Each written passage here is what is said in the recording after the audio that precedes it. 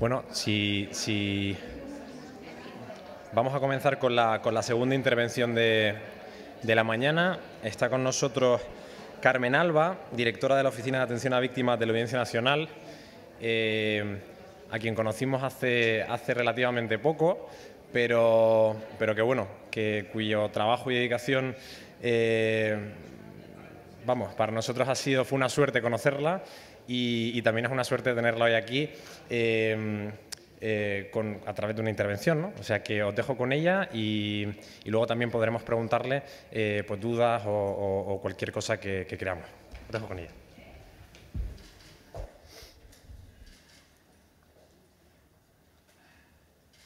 Un frío día de febrero del año 1980, Ángel dio un beso a sus dos hijos que estaban desayunando, a su mujer, y salió de su domicilio en dirección a su trabajo en el cuartel de la Guardia Civil de Llodio.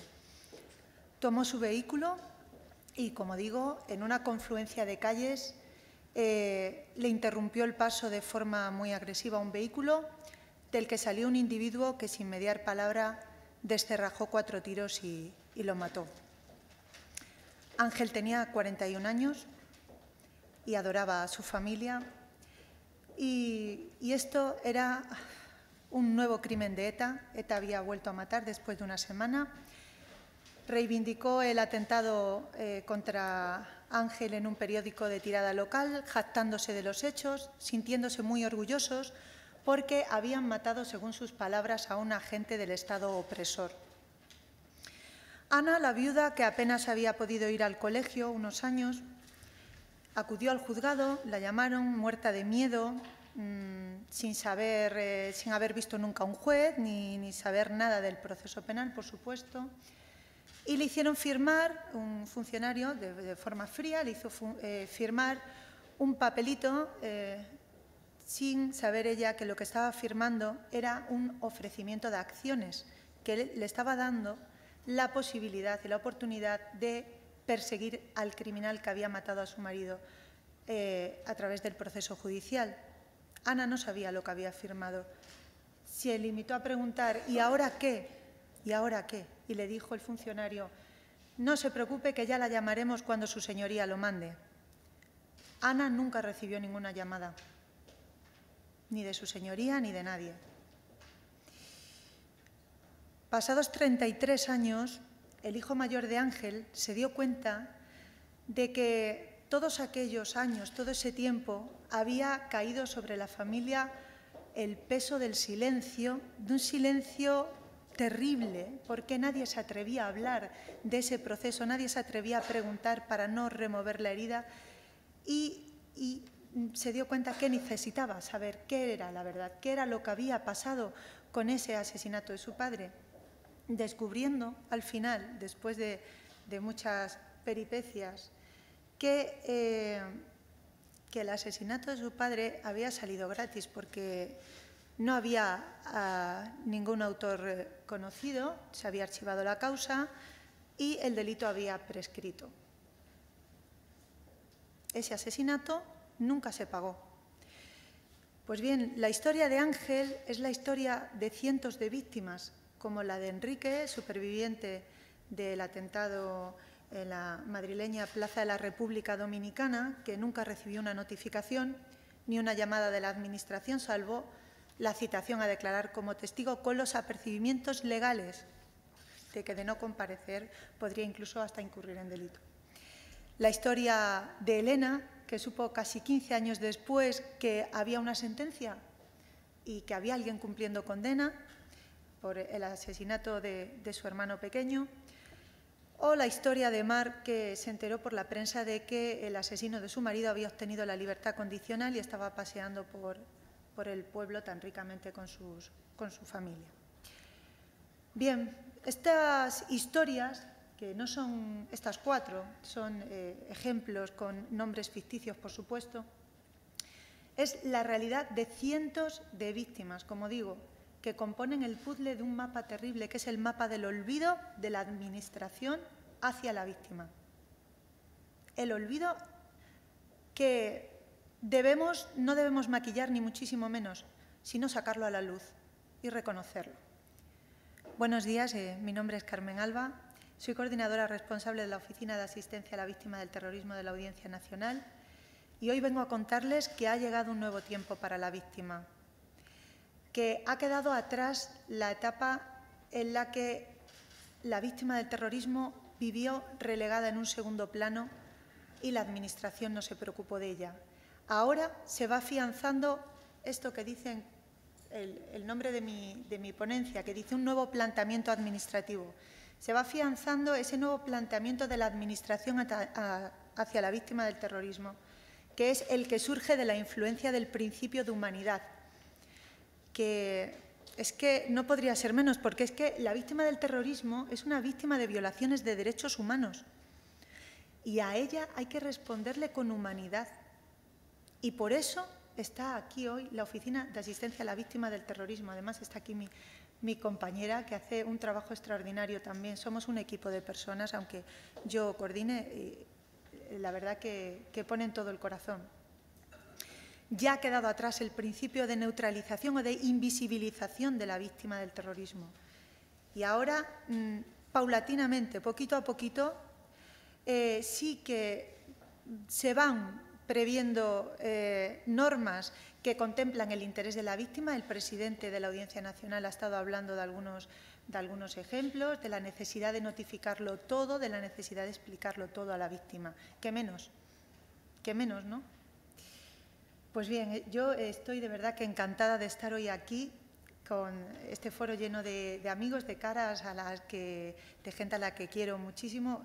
Agradezco enormemente a Covite y personalmente a Consuelo, a Juanfer, a Camilo José Cela, la oportunidad que me dan de poder hablar de esta oficina, porque yo creo que la oficina está haciendo una labor importante para la recuperación de la dignidad y de la libertad de la víctima del terrorismo, que son dos palabras que resaltan en el título de estas jornadas. Yo voy a ser breve. Yo quiero explicar qué es la Oficina de Asistencia a la Víctima del Terrorismo, quiénes somos, qué es lo que estamos haciendo por la víctima del terrorismo y voy a concluir con unas reflexiones acerca de la utilidad de esta oficina hoy, en el presente y de cara al futuro, ahora que parece que ha llegado el fin de la actividad armada. Y digo que parece que ha llegado, ¿no? El fin de la actividad armada de ETA. Pues bien, la oficina es un departamento del Ministerio de Justicia específico para la asistencia especializada a la víctima del terrorismo en todo lo relativo al proceso judicial en el que se encuentran afectos sus derechos. Como podéis ver, es una oficina especializada dentro de un tribunal especializado para el conocimiento de este tipo de delitos. Tiene razón el presidente cuando dice que la víctima del terrorismo es una víctima específica y necesita una asistencia específica, muy diferente de la que pueda precisar una víctima de violencia de género o de cualquier otro tipo de delito violento. La violencia terrorista tiene unas connotaciones particulares y la oficina, en la prestación de esta asistencia, tiene en cuenta no solo esas especialidades del delito de terrorismo, sino las concretas circunstancias personales de la víctima. Cada víctima del terrorismo es única para nosotros. Pues bien, han tenido que pasar 30 años, señores, desde que se creó la Audiencia Nacional en el año 77 hasta el nacimiento de nuestra oficina en el 2006. 30 largos años. Pero es que es más, porque la oficina se crea en 2006 de facto, porque hasta la Ley 2911 no se nos reconoce normativamente y no estamos en el ordenamiento jurídico. Hasta la Ley esta 2911, que es la primera norma que contempla en nuestro ordenamiento la asistencia específica a la víctima del terrorismo. Había la normativa existente. Sí, había algo sobre asistencia a la víctima, muy poco, pero era la víctima del delito en general. Y sobre todo se había normativizado mucho sobre ayudas económicas, indemnizaciones, pero muy poco o casi nada la asistencia, como si los efectos del delito solamente fueran de tipo económico. Ojalá, ¿no? Ojalá el único daño que produce el delito de terrorismo fuera económico, ¿no? No es así. ¿Qué es la asistencia? Porque no se puede entender qué es la oficina de asistencia sin saber qué es lo que estamos haciendo. ¿Qué es la asistencia? Pues miren, asistir proviene del verbo en latín assistere, que significa permanecer junto a, que es que expresa perfectamente el espíritu de lo que está haciendo esta oficina, que es estar junto a la víctima, no dejarla sola absolutamente ni un segundo durante el desarrollo del proceso judicial, siempre que ella lo quiera, ojo, siempre que ella lo quiera. Además, como dice mi amiga Irene Muñoz Escandel, que hoy la tengo aquí, tengo el inmenso honor de que me esté escuchando. Es una mujer sabia, hija de un militar asesinado por ETA, que dice, tiene un libro fabuloso que se llama Los derechos de la víctima del terrorismo en el ámbito internacional. Irene dice que la asistencia cumple también una importante función reparadora. Asistir ayuda a reparar el daño causado. Asistir ayuda a reparar. Es que, fíjense ustedes qué responsabilidad tiene esta oficina ahora mismo. Tenemos que ayudar a reparar ese daño. Pues bien, claro, la asistencia, como pueden ustedes imaginarse, como el delito ha provocado daños en toda la dimensión humana del individuo, pues la asistencia tiene que abarcar un montón de campos diferentes, desde la sanidad, la educación, el apoyo social, la justicia.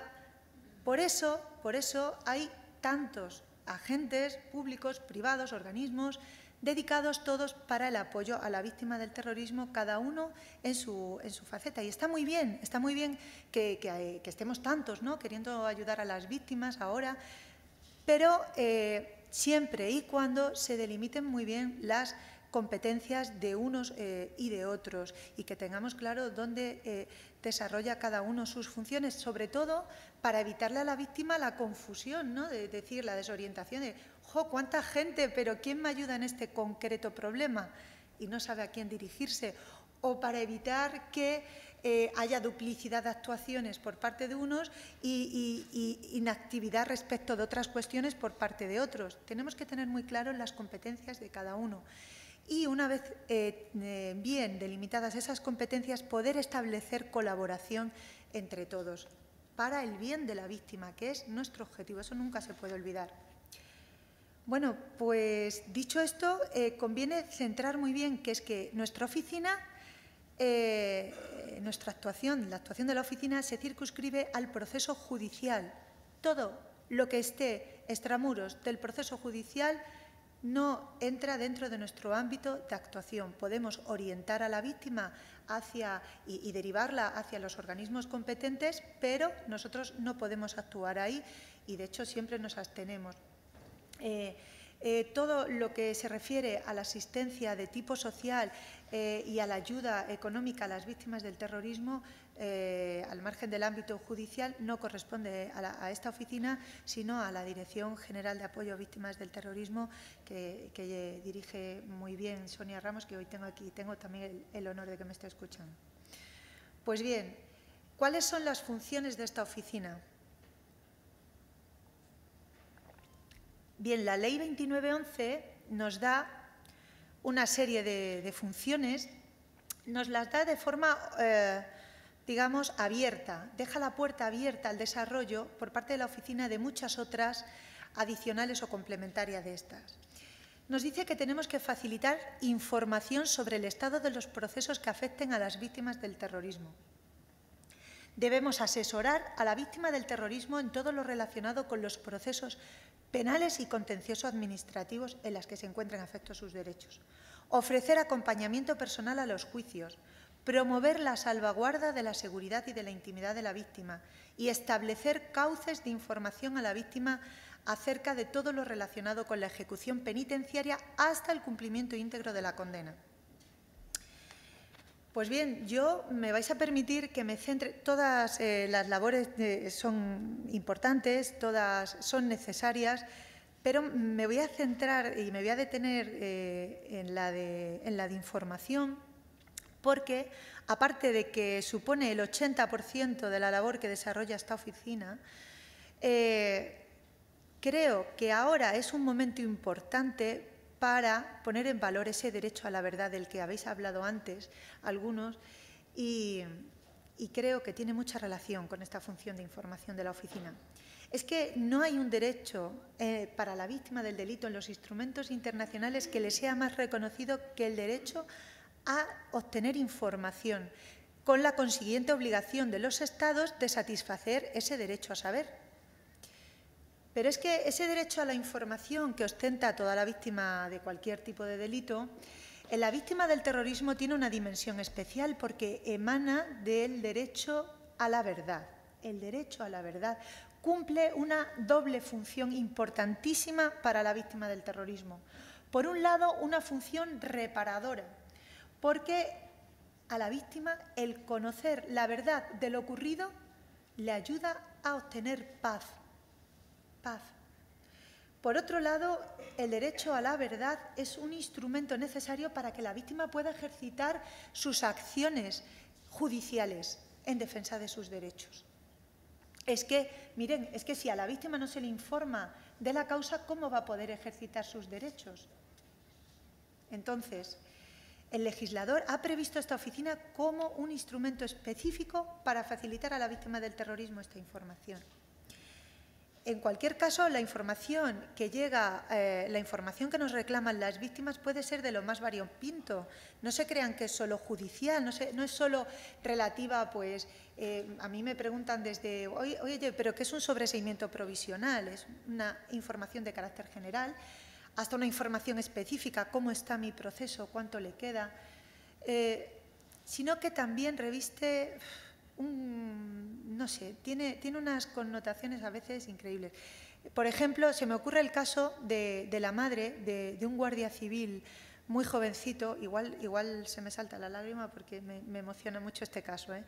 La madre de un guardia civil muy jovencito, víctima mortal de un atentado terrorista, que nos pidió que le enseñáramos la causa porque quería ver las fotos de su hijo fallecido, porque no se creía, no había asimilado que su hijo estaba muerto. Estábamos dándole una información.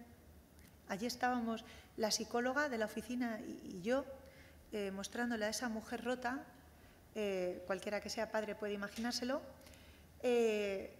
pues las fotos de un chico jovencísimo, estupendo, que había fallecido en el atentado terrorista. Esa es otra información. Es que estamos trabajando con seres humanos, y con víctimas de violaciones de derechos humanos, vuelvo a insistir. Y eso no lo podemos perder nunca de vista, la Administración. Bien, pues la mayor parte de la información que nos piden las víctimas tiene que ver con sumarios que están archivados provisionalmente. A nadie se le escapa que la información de tipo judicial no pertenece a la oficina, evidentemente, sino que dependemos de los órganos judiciales que son quienes nos la facilitan. Y entonces es muy bonito que haya una ley que establezca la obligación para la oficina de informar, pero no hay en coherencia una obligación legal para los depositarios de esa información, para los que tienen esa información, los fiscales, los jueces, los secretarios judiciales. Cada vez se van previendo más, como digo, están saliendo más previsiones legislativas en este sentido, ¿no? Ahora se obliga a los secretarios judiciales a notificar las sentencias a las víctimas por escrito, estén o no personadas. Esto es una novedad desde 2009, No os creáis que desde 2009. Bien, por eso pienso que es fundamental permitir a las víctimas el acceso a los archivos sin restricciones de ningún tipo. A las víctimas y, por supuesto, a la Oficina de Asistencia a la Víctima del Terrorismo de la Audiencia Nacional. Pues como dice Louis Jaunet, magistrado francés, acérrimo defensor de los derechos humanos, deslindar responsabilidades por las violaciones de derechos humanos, permitir que se haga justicia y que las víctimas conozcan la verdad, exige pruebas. Sin embargo, se tiende a olvidar algo evidente, que las pruebas dependen en gran parte de los archivos. Por eso es tan importante, y yo quiero hacer mucho hincapié, es tan importante conservar tales archivos, es tan importante conservar esas causas judiciales que que contiene no solo la historia judicial y la historia de España, contiene la vida rota de muchos cientos y miles de personas en España. Con respecto a estos sumarios archivados, la oficina está haciendo una labor importante de identificación, localización y, en la medida de lo posible, reproducción y digitalización de estas causas. Y es que, miren, yo no sé si lo que voy a decir va a ser va a molestar a alguien, pero es que hay que decirlo. La identificación de causas por delitos de terrorismo suele ser complejísima porque la mayoría no se encuentran registradas informáticamente. Son sumarios que tenéis que verlos. Podéis pasar por la calle Goya 14, que estamos allí, tenemos sumarios muy antiguos, podéis verlos.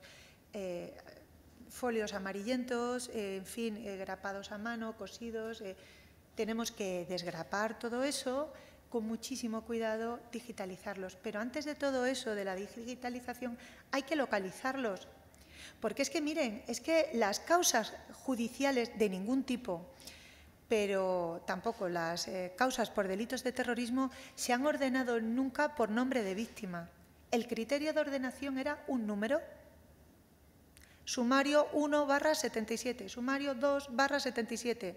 Uno podía estar referido a terrorismo y otro podía estar referido a tráfico de drogas por delincuencia organizada. ¿Podía ser? Y es así.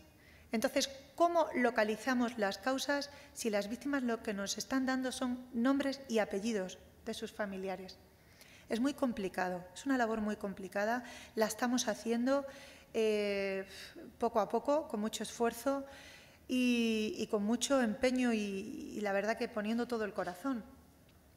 Además, es que esta labor, miren, se complica porque muchas causas judiciales no están en la Audiencia Nacional. Causas judiciales me refiero a terroristas. Es que se encuentran en otros juzgados. Pero es que además algunos de esos juzgados las han destruido. Expurgado, como les dicen. Han procedido a su expurgo. Y se ha perdido un trozo de historia, ¿no? Muy importante. Por eso digo, ¿qué importancia tiene la conservación de estos archivos?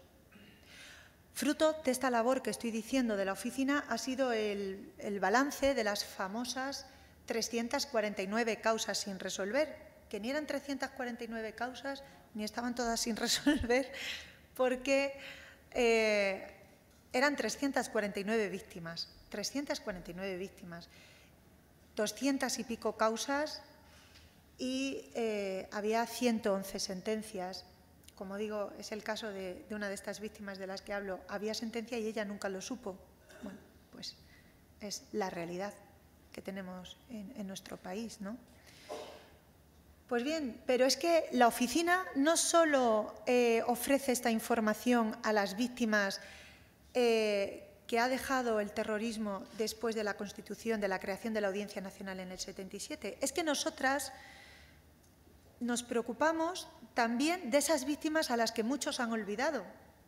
No olvidemos a estas víctimas de la amnistía. Es que a esas víctimas estas sienten que, bueno, nunca se les ha hecho un reconocimiento, nadie ha reconocido esos delitos, no se sabe nada de ellos, han salido totalmente gratis. Y yo no voy a entrar en el debate de la ley de amnistía, que además no es una cuestión en la que yo deba entrar, pero sí puedo decir, y lo digo con mucha contundencia, que amnistiar delitos no supone olvidar a las víctimas. ¿Amnistiar delitos tiene que ser ignorar a las víctimas? Por favor, han perdido a sus familiares. Estas víctimas necesitan conocer la verdad. Por eso la oficina se ha constituido en los archivos de los tribunales militares, porque estos delitos se enjuiciaban por tribunales militares antes de la creación de la Audiencia Nacional. Y nos hemos ido al Tribunal Militar Territorial IV de Burgos y lo hemos peinado entero. Y nos hemos ido al Ferrol y ahí cuando lo que queramos peinar entero se me han caído a mí los dientes y me he hecho viejísima porque el Ferrol es enorme. pero estamos yendo y estamos recuperando esas causas y estamos digitalizándolas, las que encontramos, y trasladando esa información a la víctima. Ya sabemos que esas víctimas no pueden ahora perseguir a sus criminales, pero necesitan conocer la verdad, necesitan saber qué fue lo que pasó. Por eso es un objetivo de la Oficina de Víctimas del Terrorismo la digitalización de todas las causas judiciales, absolutamente todas las causas judiciales por delito de terrorismo. Nuestro sueño dorado, crear una macrobase de datos con todas las víctimas del terrorismo, vinculándolas con su causa judicial y con el terrorista. A mí me encantaría que el día que me digan, oiga, vamos a poner en libertad a fulano, un terrorista, se me viene a la cabeza Inés del Río, en fin, a Inés del Río, y yo meter el nombre Inés del Río, ¡bum!, y salirme todas las víctimas de Inés del Río. Hoy en día esto no existe, lo estamos haciendo. Estamos, la oficina, haciéndolo. Lo que pasa es que no se puede hacer en este tiempo lo que no se ha hecho en 50 años. Entonces, pues os pido paciencia, paciencia. Pero bueno, por último, para finalizar lo del derecho a la información, me interesa mucho destacar que el derecho a la información no lo tiene solo la víctima del terrorismo particular, que por supuesto, y de una forma especial, sino también la sociedad, porque, como dijo ayer aquí Fernando Savater, dijo, la primera víctima del terrorismo es el Estado, es la sociedad. Por eso, la oficina también atiende a las asociaciones de víctimas, atiende a las universidades y a todo aquel ciudadano que quiera saber qué pasa con las causas terroristas. Tienes derecho a saberlo, tú, todos somos víctimas del terrorismo. Pues bien, además de informar, la ley nos dice que tenemos que acompañar a la víctima a los juicios. Nosotros no solo acompañamos a juicios, nosotros acompañamos a la víctima a cualquier actuación de tipo procesal, por ejemplo, un ofrecimiento de acciones, un reconocimiento médico forense o extraprocesal. Y esto nos lo piden muchísimas víctimas. Poder ver la causa judicial suya con el magistrado, el presidente de la Sala de lo Penal, Fernando Grande Marlaska, que normalmente se presta, o con el fiscal para la tutela de las víctimas. Allí estamos acompañando a la víctima en ese visionado, ¿no?, de esa causa judicial. Muchas de ellas no es la primera vez que toman contacto con los hechos y que no saben, pero hubo testigos, sí, mira, pues hubo testigos, y que, pues a mí me habían contado.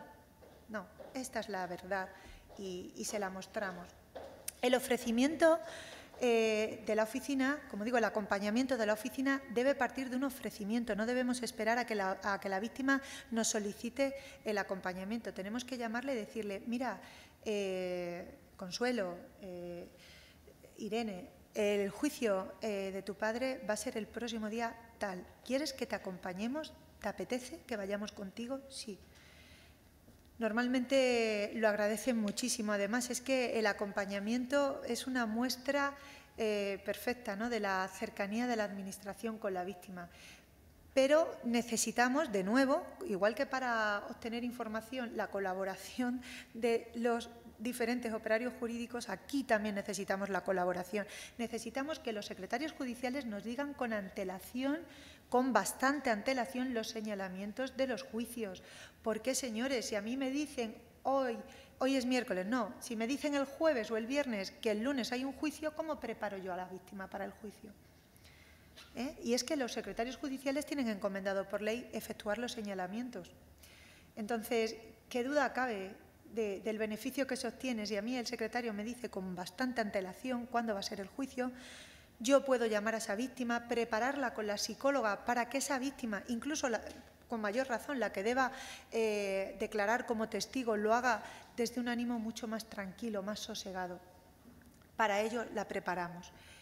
También debemos promover la salvaguarda de la seguridad y de la intimidad de la víctima. Esto es la ley la que lo dice. Bien, promover la salvaguarda de la seguridad no significa asegurar a la víctima, asegurar la protección, porque nosotros no somos ni fuerzas ni cuerpos de seguridad del Estado, ni somos fiscales que promovemos medidas de protección, ni somos jueces que las acordamos. Pero sí podemos promover la actuación de estas autoridades. Y de hecho lo hacemos. Sobre todo para proteger la intimidad de la víctima, porque a veces salen comunicaciones en prensa que realmente hacen un daño terrible. Y datos que protegidos y, bueno, en fin, que la oficina está ahí también. Por último, dice la ley que debemos establecer cauces de información, establecer cauces de información acerca de todo lo relacionado con la situación penitenciaria. No nos dice que debemos informar sobre la situación penitenciaria, ¿eh? Ojo. Por eso se establece esta información en un apartado distinto en la ley. La ley dice, tienes que informar en todo lo relativo al proceso, pero cuando llega a la situación penitenciaria dice, tienes que establecer cauces de información. ¿Y eso por qué? Yo interpreto que el legislador nos da vía libre para acceder a la información relativa a las causas judiciales, pero la información relativa a la situación penitenciaria pertenece solo al juzgado y es él quien nos la tiene que autorizar. Necesitamos autorización del Juzgado Central de Vigilancia Penitenciaria para poder facilitar esa información. Y es que, miren, es que la Ley de Enjuiciamiento Criminal dice que el secretario judicial, lo voy a leer, pondrá en conocimiento de los directamente ofendidos y perjudicados por el delito y, en su caso, a los testigos, todas aquellas resoluciones relativas al penado que puedan afectar a su seguridad. O sea, en teoría, es el secretario judicial quien tiene que informar sobre la situación penitenciaria. ¿Esto qué significa? Que si se pone en libertad a un etarra, lo tiene que notificar el secretario judicial. Y si se concede un tercer grado, lo tiene que notificar el secretario judicial. ¿Qué es lo que sucede?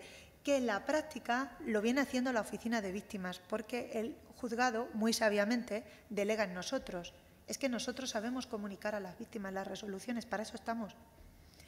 Para eso estamos, y tenemos una psicóloga especializada. Si la información esta la da la secretaria judicial, puede hacer un daño a la víctima que no es en absoluto que debemos evitar, en todo caso. Pues a falta de una mayor definición normativa de qué es lo que tenemos que entender por todo lo relativo a la situación penitenciaria, hoy en día estamos informando de todo esto. La aprobación de las propuestas del 100.2 del Reglamento Penitenciario, clasificación, libertad condicional, modificación de las condiciones de esa libertad condicional, los permisos, refundición de condenas, redenciones extraordinarias y aplicación del régimen general de penados. Pues bien, yo voy a concluir enseguida, no ahora, pero bueno. Voy a concluir con unas reflexiones sobre la utilidad de esta oficina. Esta oficina es útil hoy en día, pues a la vista de todo lo que he expuesto que estamos haciendo, y ha sido solo un resumen, creo que la oficina es muy útil hoy en día, porque miren, es que en la Audiencia Nacional, como saben todos, se investigan y enjuician delitos de gran complejidad, con la consiguiente enorme carga de trabajo que tienen los juzgados y las secciones.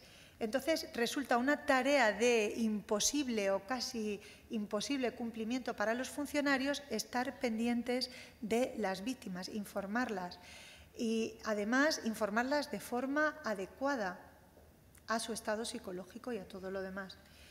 Ya en la memoria de 2011 de la Audiencia Nacional se daba cuenta de que solo en el Juzgado Central de Instrucción número 5 se habían instruido 3.000 tomos de sumario solo por delitos económicos. O sea, tú llegas a ese juzgado y empiezas a decir que, mira, es que el sumario del año 78 y como que, pues, casi imposible.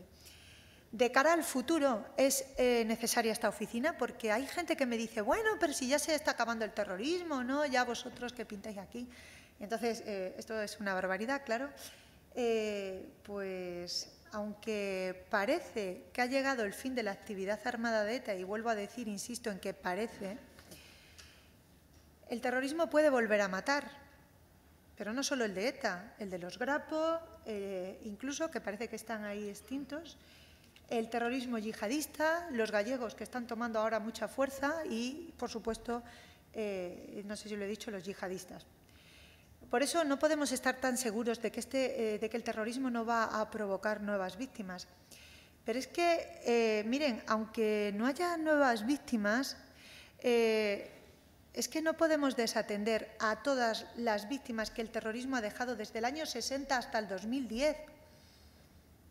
O sea, es que todas esas víctimas, su dolor es actual y necesitan información.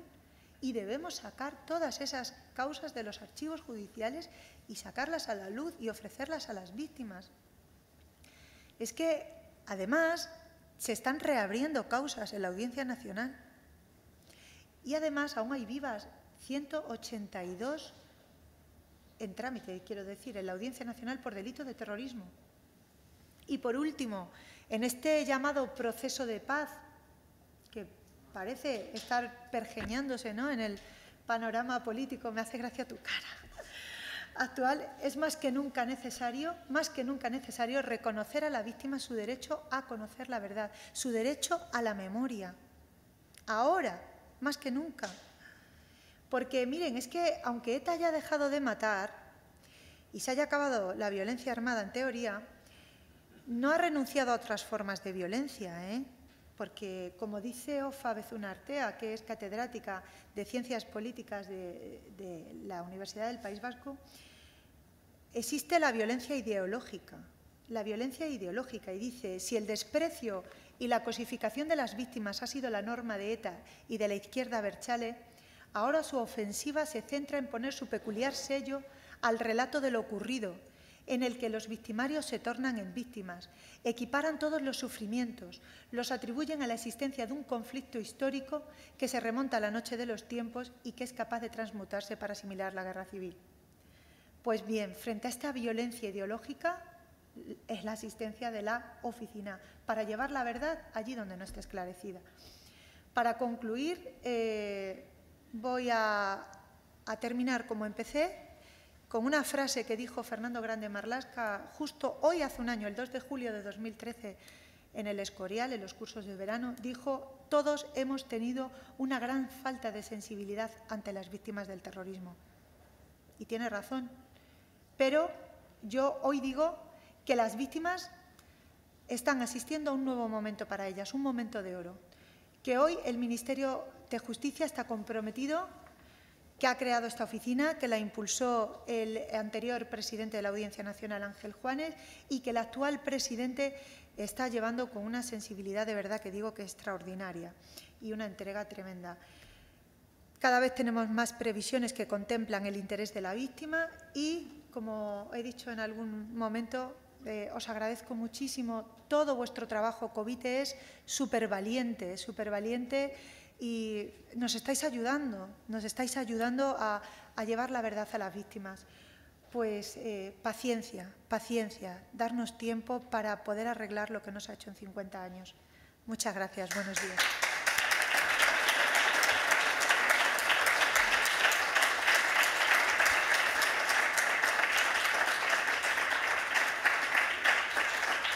Vale.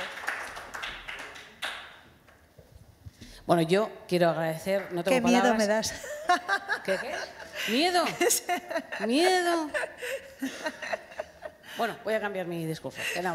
No, yo tengo que decir, lo primero, que vamos, que no tenemos palabras de agradecimiento por parte de Covite, ¿no?, de haberte encontrado, que no es casualidad, que el trabajo de Covite de estos 2 últimos años, una parte muy importante, ¿no?, que es nuestra reclamación en el tema de justicia, ¿no?, de la no justicia, más bien, de la no justicia. Entonces, todo ese trabajo ha podido ser, lo estamos llevando a cabo, ¿no?, gracias a esta oficina, pero yo creo que gracias a que tú estás al mando de esta oficina, porque muchas cosas se consiguen o el trabajo se consigue, ¿no?, y es eficaz cuando no solo se crea un instrumento, ¿no?, un instrumento como puede ser la oficina, ¿no?, cuando también tenemos la suerte que la que dirige esa oficina seas tú, pero no porque seas tú, sino porque hemos día a día, durante estos 2 años que ya nos conocemos, largos, sí, intensos, muy intensos, ¿no? Hemos visto que bueno, pues que eso es trabajo de forma eficaz, ¿no? Y ese es el mejor regalo que nos puede brindar el Estado de Derecho a través de bueno, que haya tenido el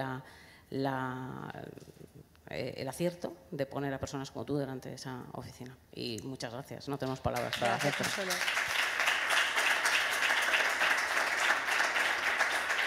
Bueno, yo lo que quiero decir que yo no estoy sola, porque si yo estuviera sola en la oficina de víctimas sería un desastre todo. Tengo un equipo de personas que trabajan muchísimo, que además están volcadas con el corazón, que es que aquí hay que poner el corazón, es que estamos con, lo que digo, seres humanos, ¿no?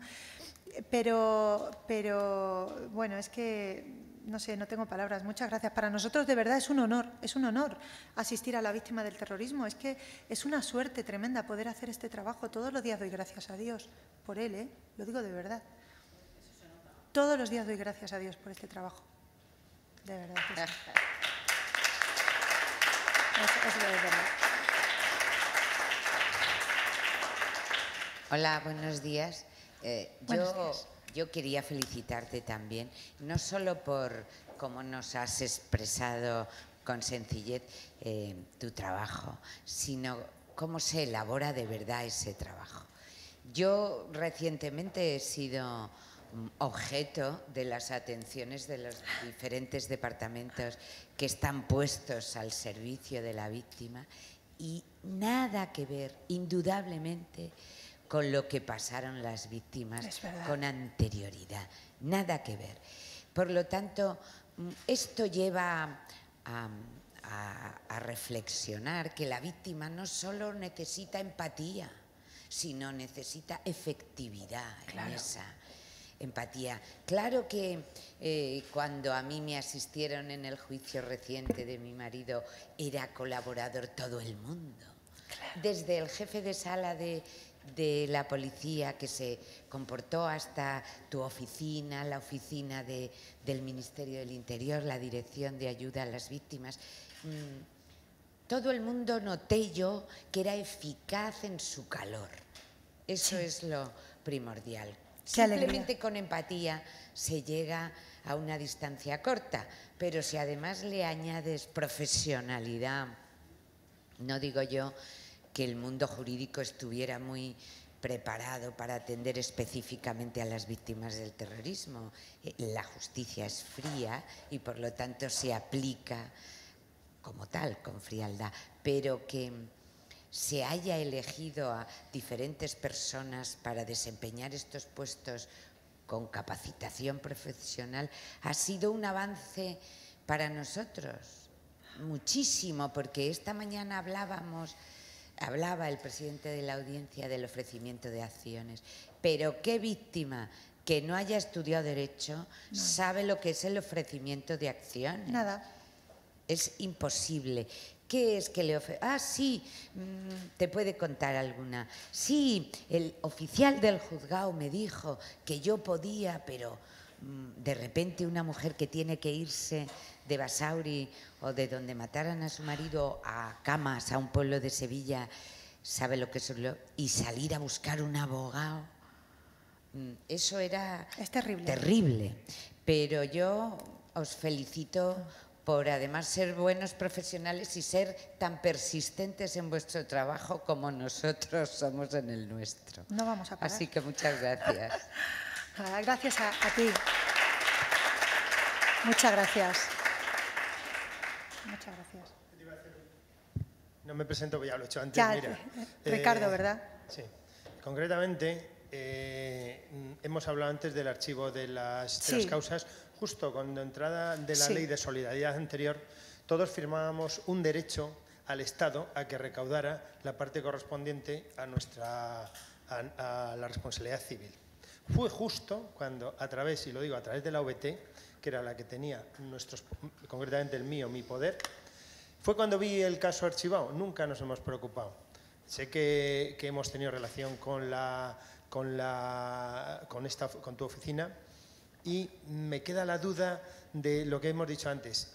Sería bueno cuando terminásemos o cuando terminaseis de recoger datos empezar a digitalizar, informar a todo el mundo a través de las asociaciones. Ya estamos digitalizando. Y entonces cuando se termine el relacionar unos con otros, informar a la víctima de todos los procedimientos y la posibilidad que pueda tener. Sí. No es solo cuestión de tener un abogado y que te represente, sino por lo menos decir, bueno, en tu caso no hay nada que hacer, esto está bien, esto se puede actuar, porque hay mucha gente. Y hablamos de esa persona que no se ha ido a cama, sino que está en Alicante o que vive en Murcia, que se ha olvidado de todo esto y que no quiere saber nada, pero ahí queda latente, ¿eh?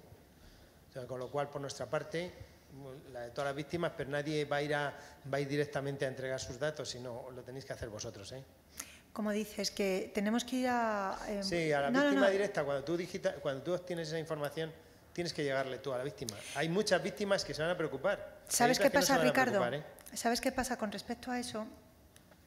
Bueno, hay todavía que normativizar mucho más, pero con respecto a hacer llegar la información a la víctima que no te la pide, hay un riesgo.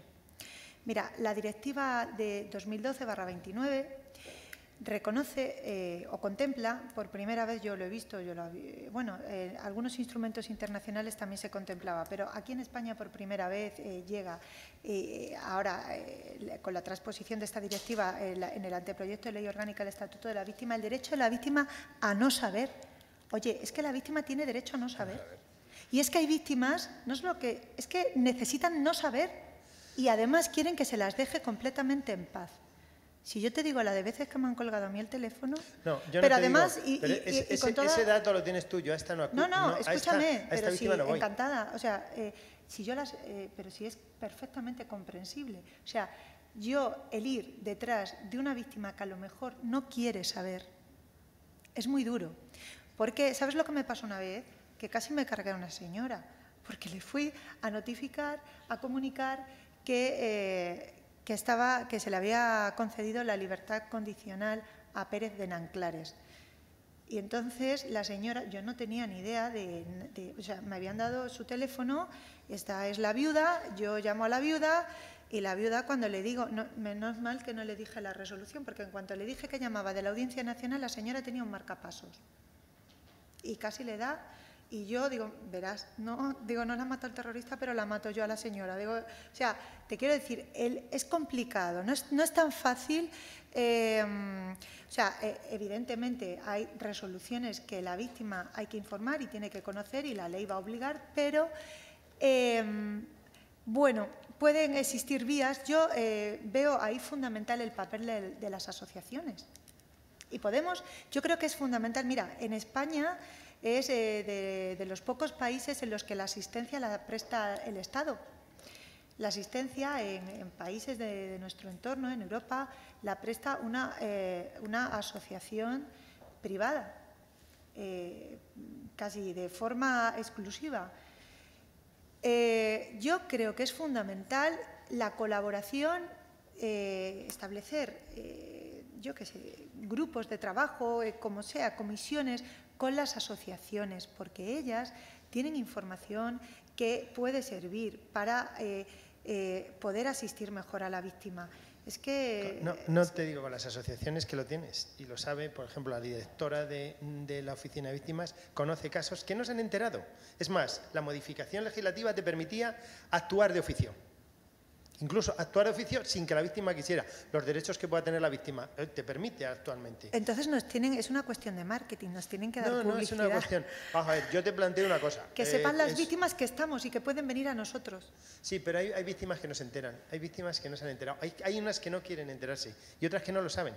Es más, hay gente que la ha venido y se me han pasado los plazos, se me ha visto esto, se me ha abierto todas las posibilidades. Entonces, desde nuestro punto de vista informamos a todo el mundo.